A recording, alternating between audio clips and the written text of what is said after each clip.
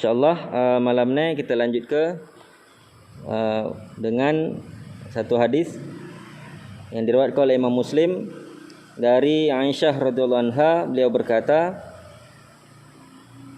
"Iftaqadtu an-nabiyya sallallahu alaihi wasallam zata fatahassattu thumma raja'tu fa idza huwa raki'un aw sajidun yaqulu subhanaka wa bihamdika la ilaha illa anta." Wa fi riwayatin fawaqa'at yadi ala batni qadamaihi wa huwa fil masjid wa huma mansubatan wa huwa yaqul Allahumma inni a'udzubika biridhaka min sakhatik wa bimu'afatika min uqubatik wa a'udzubika minka la uhsi sana'an 'alaika anta kama asnaita 'ala nafsik. Di antara bacaan yang dibaca oleh Rasulullah sallallahu alaihi wasallam di dalam solat ketika kata Aisyah radhiyallahu anha, suatu malam aku pernah kehilangan Nabi sallallahu alaihi wasallam, lalu aku mencarinya dan ternyata baginda sedang rukuk atau sujud, lalu mengucapkan subhanaka wa bihamdika la ilaha illa anta. Jadi Aisyah radhiyallahu anha, ya, waktu suatu malam tengah tidur tiba-tiba terbangkit, kelihnya Nabi Muhammad sallallahu alaihi wasallam cadek di tempat tidur, bangkit tengah malam.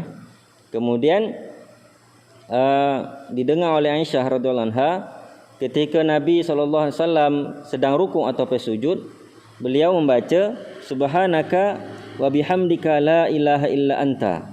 Maha suci engkau, dengan segala puji bagimu aku mensucikanmu. Tiada Tuhan selain engkau. Dalam riwayat lain disebutkan tanpa disengaja tanganku tersentuh perut atau telapak kaki baginda yang ditegakkan, sedang baginda berada di dalam masjid. Jadi dalam hadisnya juga, dalam riwayat yang lain disebut ke tanpa sengaja, karena kan rumah Rasulullah dengan Aisyah, rumah Aisyah dengan masjid adalah bersebelahan. Jadi makanya Rasulullah disebut ke dalam hadis yang lain di dalam masjid, tapi Aisyah di dalam rumah kan, tetapi bisa tersentuh kakinya. Berarti kan saking kedekatnya antara rumah dengan masjid bersebelahan. Jadi tersentuh kedua atau telapak kaki baginda yang sedang ditegakkan. Jadi dari hadisnya juga ada dalam mazhab lain mengatakan bersentuhan laki-laki dengan wanita dia tidak batal wudu. Maka tetapi dalam mazhab Syafi'i tetap batal. Dalam mazhab Syafi'i tetap batal wudu. Salah satu dalil bagi dalam mazhab lain selain mazhab Syafi'i, selain ayat aula mastumun nisa, juga dari hadisnya, kerana pernah Nabi SAW tengah solat kemudian tersentuh oleh Aisyah kakinya, tetapi Nabi lanjut melaksanakan solat. Maka ada dalam mazhab lain tersentuh laki-laki dan perempuannya tidak membatalkan wudu, tetapi dalam mazhab lain, dalam mazhab Syafi'i dia tetap batal. Kemudian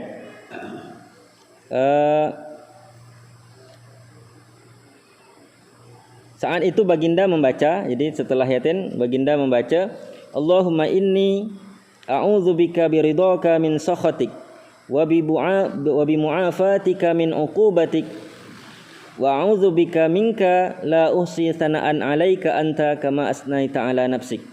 Artinya, ya Allah, aku berlindung kepadamu, aku berlindung dengan keridhaanmu daripada kemurkaanmu dan dengan keampunanmu daripada siksamu.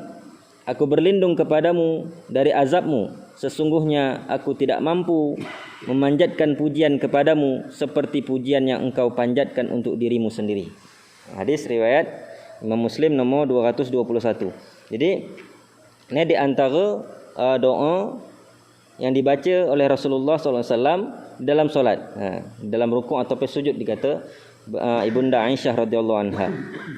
Kemudian kita lanjut ke pembahasan kita dalam bab yang lain, zikir dan doa Nabi sallallahu alaihi wasallam selepas solat, setelah solat. Kalau yang lain di dalam solat, maka ada juga zikir dan doa Nabi yang diajarkan kepada kita dan dipraktikkan oleh Rasulullah SAW di dalam di luar solat atau setelah solat.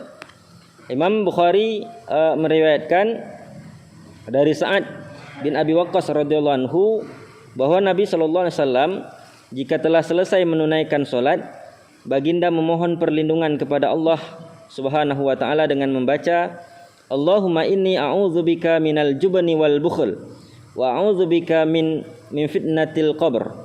Jadi di antara doa atau zikir yang dibaca oleh Rasulullah SAW setelah solat, Allahumma inni a'udzubika minal jubni wal bukhl wa a'udzubika min fitnatil qabr. Jadi ini di antara doa atau zikir yang dibaca oleh Rasulullah SAW setelah solat, di samping zikir-zikir dan doa-doa yang lain.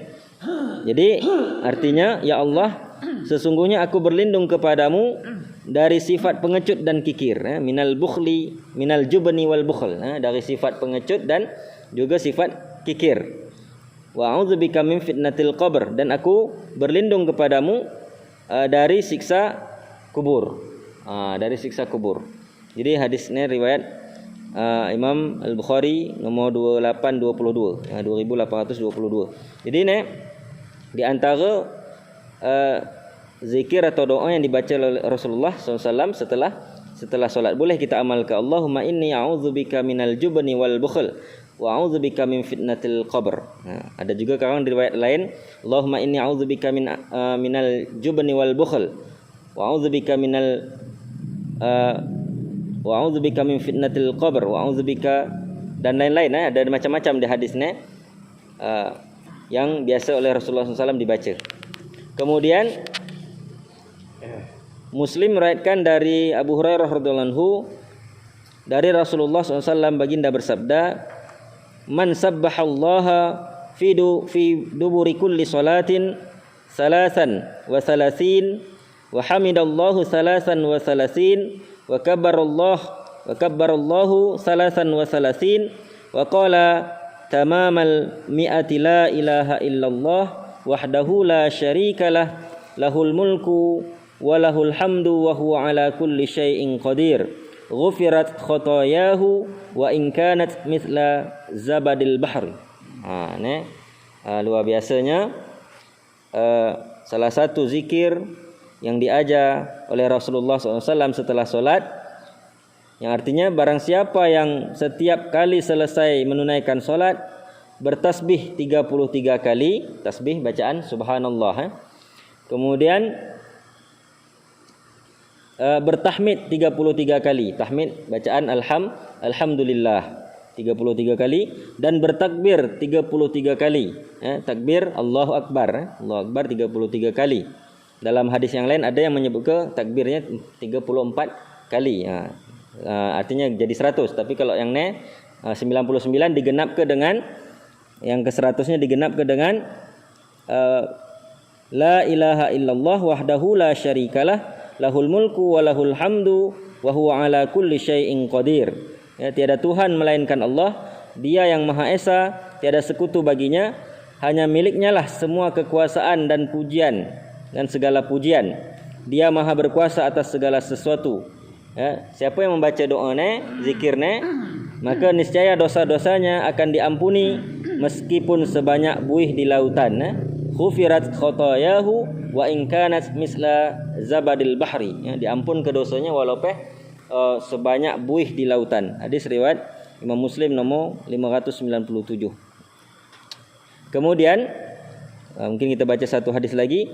Muslim meriwayatkan dari Abdullah bin Zubair radhiyallahu anhu bahwa setiap kali selesai menunaikan solat, setelah memberi salam, dia membaca, ini diriwayatkan oleh Abdullah bin Zubair. Dia biasanya mengamalkan la ilaha illallah wahdahu la syarikalah lahul mulku wa lahul hamdu wa huwa ala kulli syai'in qadir. La haula wa la quwwata illa billah, la ilaha illallah wa la na'budu illa iyyahu lahul na'mah wa lahul fadlu wa lahus thana'ul hasan la ilaha illallah mukhlishina lahuddin walau karihal kafirun. Wa qala kana Rasulullah sallallahu alaihi wasallam yuhallilu bihinna dubura kulli salatin. Ini yang diamalkan oleh Abdullah bin Zubair bin Awwam radhiyallahu anhuma, yang dia juga mengamalkannya berdasarkan petunjuk dari Rasulullah sallallahu alaihi wasallam. Jadi dia biasa membaca la ilaha illallah wahdahu la syarikalah lahul mulku wa lahul hamdu wa huwa ala kulli syai'in qadir la haula wa la quwwata illa billah la ilaha illallah wa la na'budu illa iyyah lahun na'matu wa lahul fadlu wa lahus tsana'ul hasan la ilaha illallah mukhlishina lahuddin walau karihal kafirun. Jadi ini yang dibaca oleh Abdullah bin Zubair, dan dia berkata, ya, dia katanya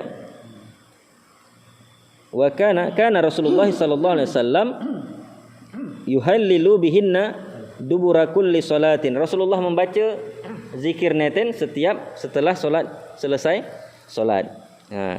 Jadi maknanya artinya tiada Tuhan melainkan Allah. Ya. Jadi biasanya mungkin kita zikirnya mirip-mirip dengan bacaan takbir hari raya kan? Macam mirip dengan takbir hari raya, tapi ini ada dibaca oleh Rasulullah dan diamalkan juga oleh Abdullah bin Zubair. Tiada Tuhan melainkan Allah, tiada sekutu baginya, miliknya lah segala kekuasaan dan segala pujian. Dia maha bijaksana, dia maha berkuasa atas segala sesuatu. Tiada daya untuk menghindari maksiat dan tiada kekuatan untuk taat melainkan dengan pertolongan Allah. Tiada Tuhan melainkan Allah. Kami tidak beribadah melainkan hanya kepadanya. Baginya lah segala nikmat dan karunia. Kemudian, dan baginya lah pujian yang baik. Ya. Tiada Tuhan melainkan Allah. Kami menjalankan ketaatan beragama hanya kepadanya, meskipun orang kafir tidak menyukainya, walau karihal kafirun. Kemudian Ibnu Zubair berkata, adalah Rasulullah SAW biasa membaca doa ini setiap kali selesai menunaikan solat. Hadis riwayat Imam Muslim nomor 594. Nah, jadi di antara zikir dan doa yang biasa dibaca oleh Rasulullah SAW dan juga diamalkan oleh para sahabat. Boleh kita amalkan di antara zikir-zikir yang diajak oleh Nabi SAW ni. Jadi banyak sebenarnya kita tidak mampu melaksanakan mempelainya. Tidak mampu mungkin kita membaca seluruhnya. Zikir-zikir atau doa yang diajar oleh Rasulullah SAW cukup banyak. Dari baik yang di dalam solat atau di luar solat, mana lagi yang sehari-hari ya. Dari bangkit tidur sampai tidur lagi cukup banyak. Bahkan Imam An-Nawawi sampai menulis satu kitab Al-Azkar. Al-Azkar ya, khusus zikir-zikir, doa-doa yang dibaca Nabi sepanjang hidupnya ya. Dan juga oleh para sahabat. Jadi cukup banyak sebenarnya zikir-zikir dan doa-doa yang sahih dia, yang riwayatnya sahih, baik dari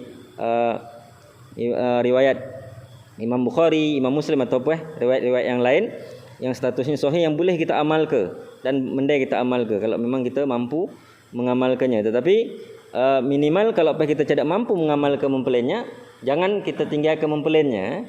Ma la yudriku kulluh la yudriku kulluh. Kaedahnya barang siapa yang tidak mampu mengamalkan mempelainya, maka jangan tinggalkan mempelainya. Artinya ada salah satu ataupun beberapa zikir yang kita usahakan bisa kita amalkan baik di dalam solat atau di luar solat. Yang lalu kan banyak kita dah membaca ataupun mendengar zikir-zikir yang biasa dibaca di dalam solat. Ada rupanya dalam ruku', dalam sujud ada doa-doa lain, ada zikir-zikir yang lain selain yang biasa kita baca. Begitu juga sebelum salam ada doa-doa yang baik kali kita baca. Sebelum salam, setelah tasyahud akhir, dan begitu juga di luar solat esok untung banyak lagi doa-doa dan zikir yang bisa kita amalkan selain doa-doa dan zikir yang biasa kita baca sehari-hari dalam kehidupan kita setelah solat atau di dalam solat. Kini kalau ada pertanyaan boleh berkaitan masalah ini atau masalah lain pada bapak-bapak dan ibu-ibu sekalian, kami persilahkan.